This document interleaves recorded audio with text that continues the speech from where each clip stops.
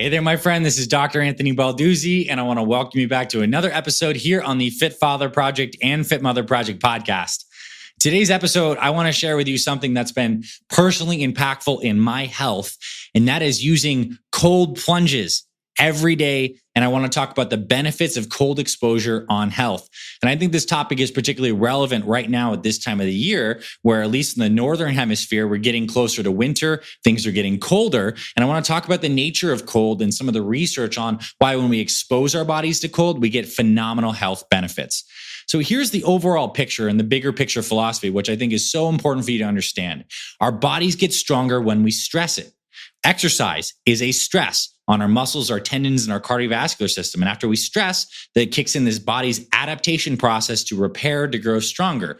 Well, one of the most fundamental and primal stresses is temperature. When it is cold, the body must do a whole bunch of different things in relation to immune strength, vasoconstriction and vasodilation, changes the circulation system, as well as some stuff with the nervous system that really adapts and gets us stronger. So I want to cover 8 of the research-backed benefits of cold exposure, and I want to tell you specifically what I've been doing. So for my birthday in July of this past year, one of my best friends, John, he built me a cold tub. We bought a big chest freezer, and John's an electrical engineer, so he retrofit this thing into a cold tub. It didn't cost that much money, but it's a really cool thing. I have it in my garage, and what I do is every morning I get up, and before I have anything else, I get my morning hydration in, but before I go on my morning walk, I hop in that thing for 3 minutes, and it's set around low 50 degrees. Maybe it's around 50 degrees or something like that. It's cold. It's not so cold that it's like, oh my gosh, but you build up some tolerance to it. And I want to bring this to your awareness as something that you might want to consider doing in the form of either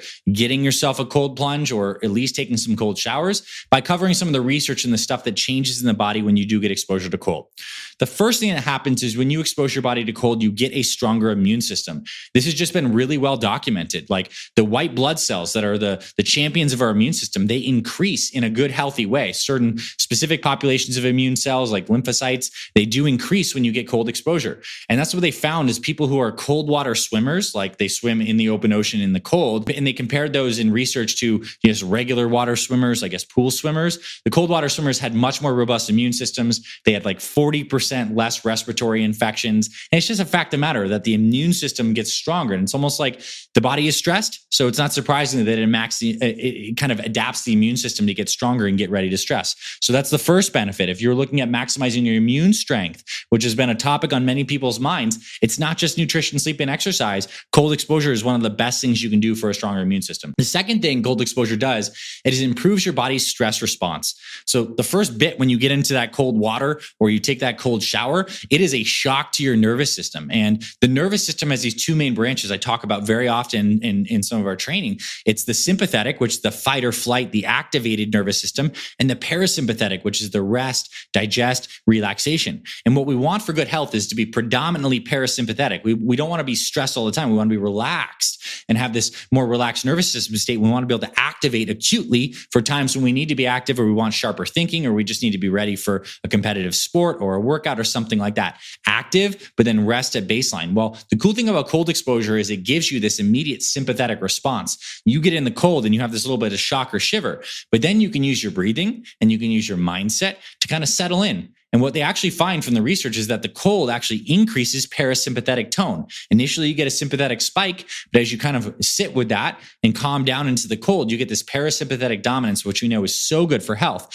And this ultimately translates to how you respond to stress all over the place, because for the nervous system, inputs are coming in many different forms and colors. One might be cold exposure. One might be a stressor at work. Mine might be someone cuts you off on the road. These are just like the inputs into the system. How the nervous system responds, though, is like baseline, very shared and conserved across those different stressors. So by doing more stress response work in the cold, you end up responding to stress in so many different ways. And it just makes you more stress resilient, which is fantastic. It translates to the rest of your day. And that fight or flight response that you may have becomes a lot more quiet in all of the times of your life. Third benefit is the cold decreases inflammation. We've all known this, growing up, if you sprain your ankle or something like that, your mom's like, put a bag of peas on it or something like that, some frozen peas. It's because cold does reduce inflammation. And there's a cool thing is like whole body cold is even more anti-inflammatory, but it does it in a pretty unique way where it decreases like a lot of the major inflammation, but it actually does balance out certain of these inflammatory cytokines, like interleukin 6 is one of them that actually has benefits for repair and regeneration. So you can reduce total body inflammation. It can be a part of healing. If you're a person that feels like you have inflammation, especially joint inflammation and stuff, this is really good. The primary way that it reduces inflammation and pain is when you get into the cold, it actually causes your body to release norepinephrine or noradrenaline. And noradrenaline activates us. It's what gets us ready to go. And it's actually something that makes the mind feel very alert and actually have a good mood. Noradrenaline is important for mood control. What it also does, noradrenaline decreases inflammation systemically. So it's a systemic inflammation benefit you get from being in the cold exposure. And I think that's really cool. And they actually found that people who have arthritis, who go through cold whole body cryotherapy, whether in a plunge or one of those cryotherapy machines, have way less pain. And it's been research proven on that front because it decreases inflammation and then pain signaling as a consequence. Another thing that cold can do is it can improve your physical performance and recovery. And they've done a lot of research in elite cyclists, for example, where they basically have elite cyclists train. And then one group does cold exposure either 1 hour after training or 24 hours after training or 48 hours after training. And the other group basically just trains and doesn't do anything else, doesn't have a cold exposure component in their protocol. Those that get cold exposure have higher power outputs and recover faster and have lower muscle damage markers and generally can just perform better at higher watts and ride more consistently. So the benefit is like modest. It's not like a massive game-changing benefit, but it does increase performance in elite athletes. And there is something to note, as I think the best time to actually do a cold plunge is not right after exercise, because exercise, one of the ways that it works, again, is a stressor. And it does create some helpful inflammation. That is the cellular signaling that the body knows that it needs to adapt. And you don't want to squash that signal right after exercise with a bunch of cold. So the whole cold plunging right after a workout is not my personal preference. I like to do it in the morning as a way to activate and get some of these things going. So because I'm doing it basically every day for about 3 minutes, I'm effectively doing it between a workout. I'm getting some kind of cold exposure within 12 to 24 hours afterwards. But as long as it's not right after a workout, I think you're totally fine. And you're maximizing that workout response. You don't necessarily just want to blunt that post-workout adaptation response with a bunch of cold immediately afterwards. So cold can be your friend, but keep it away from the workout at least for a few hours, but before it can be fine.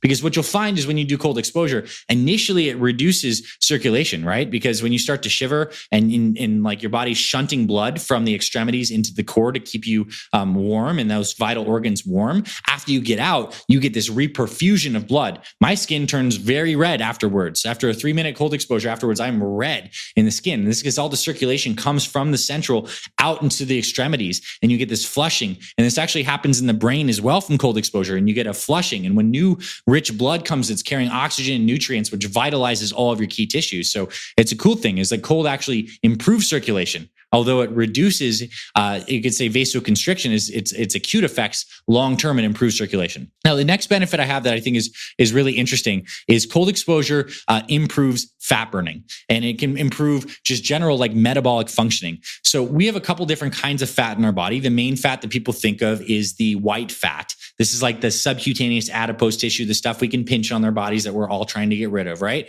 Well, we also have a different type of fat called brown fat. And the difference between white fat and brown fat is very rich in mitochondria. The mitochondria are what actually color the fat a little bit darker color. And mitochondria are the metabolic activity powerhouses of your cells. The more mitochondria you have, the healthier those are, the better your metabolism is, the longer you live, the more energy production you have. And what cold does, it actually makes your body actually start to produce more brown fat. Babies have a lot of brown fat. Some teenagers have brown fat. And as we age, we lose some brown fat. Well, the way to actually stimulate the body to create more brown fat is cold exposure.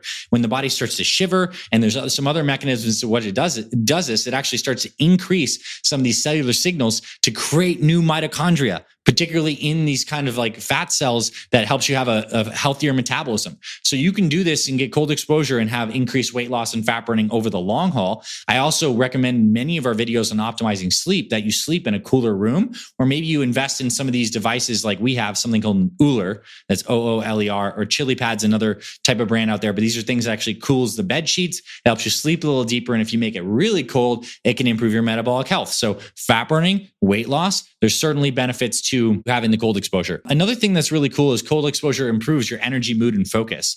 And this is really powerful. I mentioned earlier when we were talking about inflammation, how this noradrenaline and norepinephrine rises when you're exposed to cold. And that's great because norepinephrine is one of the neurotransmitters that makes you feel good, alert, and have high mood. So you do this in the morning, you have more focus during the day. What they've also found is that dopamine levels rise tremendously. There's a 2.5 times increase in dopamine levels after a short cold exposure for like 3 minutes. And this is the same kind of stuff that people get when they take a hit of cocaine, right? Dopamine rush, norepinephrine rush. Well, the thing that's really cool is the cocaine gives you immediate rush, but what you get from the cold exposure is a prolonged, gradual, sustained elevation of norepinephrine as well as dopamine. So you get these good motivating neurotransmitters that give you the motivation to go out there and have a good rest of your day. So that's fantastic. This is affecting your neurochemistry. So you can think of cold as your way to access your body's own internal pharmacy and your neurochemicals to help you feel motivated, clear, and focused and have a good mood. They're studying cold in depression, cold in PTSD. And if people can kind of sit in there, it not only affects their actual neurochemistry, but the final benefit is it actually just helps them do hard things. And it gets you really into becoming uncomfortable and just sitting with that and being okay with it. And these are the mental resilience benefits, because every day, if you can go get some kind of cold exposure, whether it's that cold shower or maybe it's a cold plunge, and there's certain days where you don't feel like doing it, but you do it anyways, kind of like a day you don't want to work out, but you do it anyways, that increases your mental strength and resilience. And when you do hard things, you feel that you get stronger and you get that sense of accomplishment. And it makes you more likely that you're going to do more hard things in other areas of your life. And when you're doing hard things, basically that means you're pushing the edges of your growth. You're pushing your boundaries of what's currently comfortable for you. And guess what happens? That means that you grow. That means you get stronger. That means you get more capacity and you can take on greater challenges over time. So that's a massive benefit. And one more that I wanted to mention, because I think this is super cool, is cold exposure actually activates your endogenous antioxidant systems. So it's a buzzword, antioxidants. Everyone wants more antioxidants, whether it's through antioxidant supplements like vitamin C, vitamin E, whether it's some kind of super drink with these kinds of things. Well, our body has its own antioxidant system, primarily through glutathione, which is something that's produced in the liver, and it goes throughout the body, and it helps prevent DNA damage, and it basically squenches these free radicals. Free radicals are these molecules in the body that have an unpaired electron, and they go and bang into other things and create other unpaired electrons, and they can create like systemic cascading damage. Well, this antioxidant system we have inside our own bodies is activated by cold. They found that cold exposure can increase glutathione levels by like 70%. And this is important. Many people even get IVs of glutathione because it helps them feel better, it helps them heal from certain conditions and detoxify, etc. Well, you can activate this own internal pharmacy through cold exposure.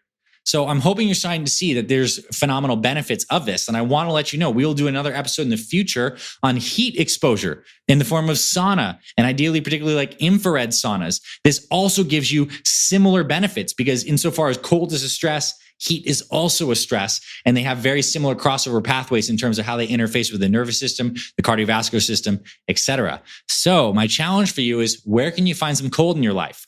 If you're living somewhere that is cold during the wintertime, the water's about to get cold in that shower, maybe you start doing some cold shower stuff. And also you can go on YouTube and you can type in, how do I make a cold plunge? And there's videos of people that show you exactly how to buy a chest freezer, fit it with some kind of UV filtration system, and you can make your own cold plunge like I have. And if you have something that's available for you every single day, it's going to be a lot more likely to use it. So that's the benefit. So thanks for being my friend. I hope you enjoyed today's episode of the Fit Father and Fit Mother Project podcast. Go forth, get yourself uncomfortable with some cold, and reap the amazing health benefits.